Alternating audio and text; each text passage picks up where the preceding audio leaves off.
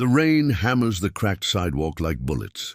A grown man sits soaked on the curb outside a 24-hour diner, clutching a single wrapped cheeseburger like it's the last thing tethering him to earth. His shoulders shake, not from the cold, from the kind of crying that has no sound left. Beside him, a little girl in a too-big hoodie hugs her knees, staring at the burger.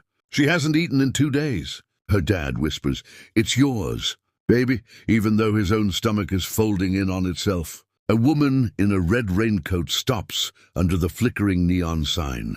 She sees the burger. She sees the tears. She sees the eviction notice poking out of his pocket. What would you do if you watched a father decide between feeding himself or his daughter? One burger, one choice, no tomorrow in sight. This is the moment everything changes. Mike Harlan, 38, used to fix engines at the Ford dealership in Dayton, Ohio. 6 months ago, the plant closed. Then the medical bills came, his late wife's cancer treatments. Then the eviction. Now it's just him and 7-year-old Lily in a 1998 Civic with 230,000 miles and a cracked windshield. Every night, they park behind the Lucky Star Diner on Route 40. The owner, Gus, pretends not to notice when they sleep in the lot. Sometimes Gus slips them day-old fries through the back door. Tonight the diner is almost empty. Just the hum of the refrigerator and the smell of grease that never quite leaves your clothes. Inside, Mike counts the last of his change on the counter.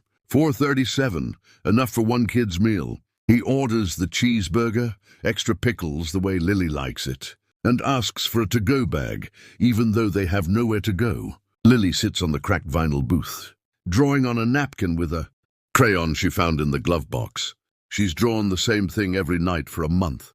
A yellow house with a red door, 2 stick figures holding hands, and a dog that doesn't exist. The woman in the red raincoat, Sarah Keller, 34, traveling nurse, passing through after a 12-hour shift in Columbus, watches from the corner booth. She notices Mike's hands, shaking as he unwraps the burger and slides the entire thing across the table to Lily.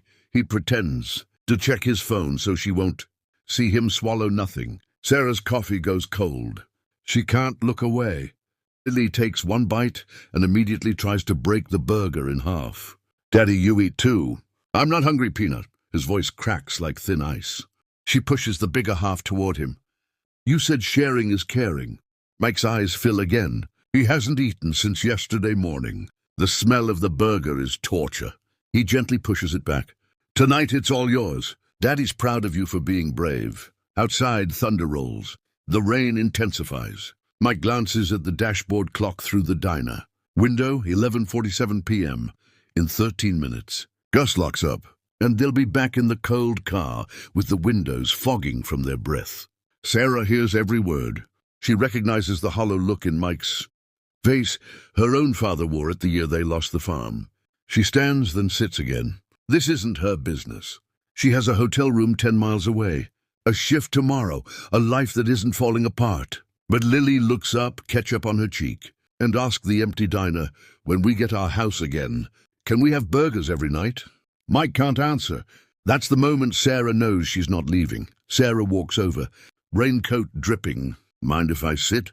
Mike stiffens, stranger danger instincts, but Lily smiles with pickled teeth and scoots over. Sarah places a 20 on the table. "Gus, another kid's meal, please. And a coffee for my new friend." Mike starts protesting. "Mom, we're fine." "You're proud," Sarah says softly. "I get it. My dad was too. Let me buy you both dinner. One stranger to another." Gus pretends not to hear the catch in Mike's voice when he finally says, "Thank you."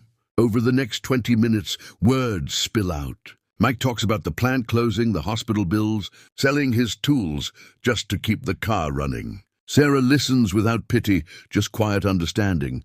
Lily falls asleep against Sarah's arm, trusting like only kids can. Sarah slips Gus another bill and whispers something. Gus nods, grabs a key ring.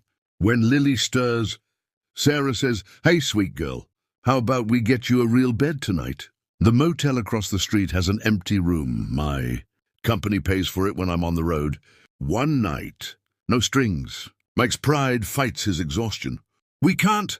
"You can," Sarah says. "And tomorrow we'll figure out the next day, together." Mike looks at his sleeping daughter, burger crumbs on her shirt, and something inside him breaks open. He nods. He crossed the rainy parking lot under one umbrella. At the motel door, Mike fumbles with the keycard, hands shaking harder than before. Inside the room, Lily sees the 2 queen beds and gasps like it's Christmas.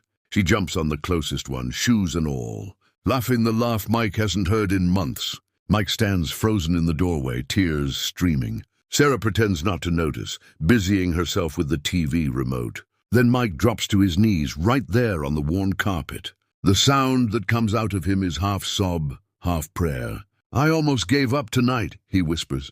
I didn't know how to keep going." Sarah kneels beside him, places a gentle hand on his back. "But you didn't. You fed her first. That's not a man who gave up. That's a man who's still fighting." Lily runs over, wraps her tiny arms around both of them. For the first time in forever, Mike lets himself be held. Outside, the rain slows to a drizzle. Streetlights shimmering on wet asphalt like 1,000 small promises.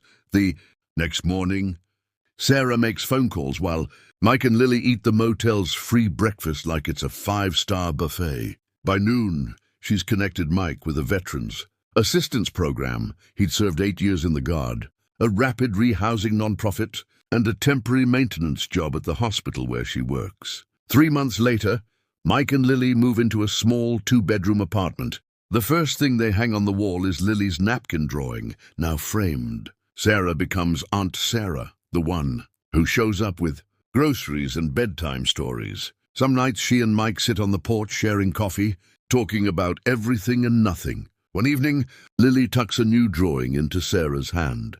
The yellow house, red door, 3 stick figures now, and the dog still doesn't exist. But they're working on it. Mike smiles at Sarah across the table. "You gave us more than a burger that night." Sarah shrugs, eyes shining. "Sometimes all it takes is one person refusing to walk away. If this story moved you even a little, please hit that like button, drop a comment, and subscribe for more heartfelt short films every week. Turn on the bell icon so you never miss a story that reminds us kindness still changes everything. And tell us below, have you ever been the stranger who stepped in or the one who needed someone to stop? Share your moment. We read every single comment. Thank you for watching. See you in the next one.